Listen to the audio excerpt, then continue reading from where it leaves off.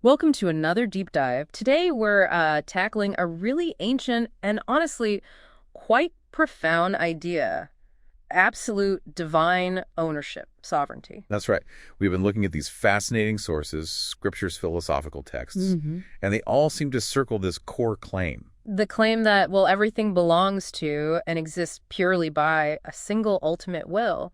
It kind of makes you rethink things, doesn't it? It really does. And that's what we want to unpack here.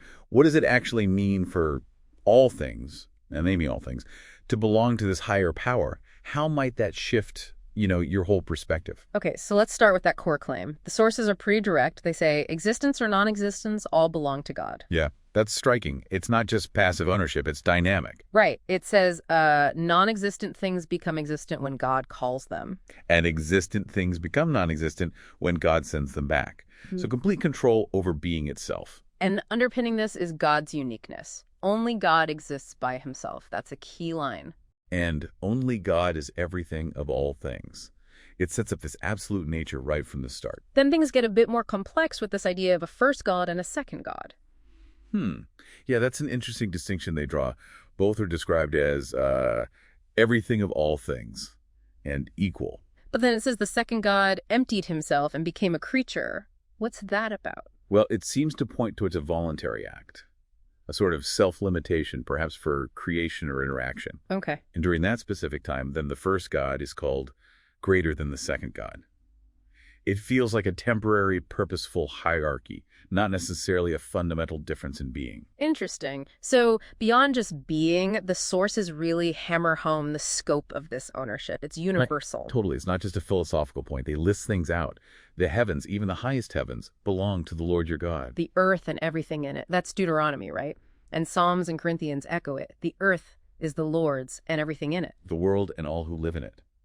It leaves no room for ambiguity there. And it goes way beyond just physical stuff. Oh, absolutely. It includes wealth and honor, but then it gets even broader. Concepts like, well, death or life, time or space. Wow. Even angels or humans, angel heaven or Hades or Satan or evil spirits, it explicitly says all belongs solely to God. Yeah, that's a big one. And there's that intriguing line about God keeping Satan alive for a moment because there is a reason. Implying absolute control, even over opposition, like it's all part of a larger plan or allowance. Seems to be the implication, yes. Complete sovereignty. So if everything belongs to God, how does it all keep existing? Is it just set up and left alone? No, the sources are clear on that too.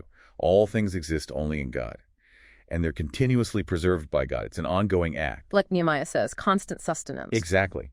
And it follows that no creature can do anything without God's permission. Their existence, their abilities, all sustained. Psalm 103 touches on that. And this control extends to, what? Time and space itself. Appointing rulers, angels. Right. Daniel mentions God setting up kings. And the sources talk about the first and second God sustaining infinity being greater than time and space. It really paints a picture of total integration. It does. Think about Ephesians. God is one, the Father of all, who is over all and through all and in all. And Colossians adds, Christ is all and in all. It brings it all together. A unified reality, all held within this divine framework. Okay, so why? What's the ultimate purpose behind all this sovereignty, this sustenance? The sources point towards God. It says, God sustains time and space for himself. Which leads to that powerful statement in Revelation. God deserves glory, honor, power. Why? Because you created all things, and by your will they were created and have their being. Creation and continued existence are tied directly to God's will. But here's a really important nuance they make, right? It's not about force. Exactly. Crucially, it says, God does not compel love or worship. Instead, God tells creatures why they should love God and why they should worship God. It's presented as an invitation based on reason, on understanding who God is and what God does, not coercion. So wrapping this up, it's this incredibly encompassing idea. Divine ownership isn't just a title, it's the very fabric of reality, constantly sustained, purposefully directed, everything woven together. It leaves you with a pretty big thought to chew on, doesn't it? If all things, truly all things, from our breath to the stars, from time itself to existence versus non-existence, belong to and are sustained by this one source, what does that invite you to reconsider about your own place, your purpose within that huge reality? What does it really mean for you to belong?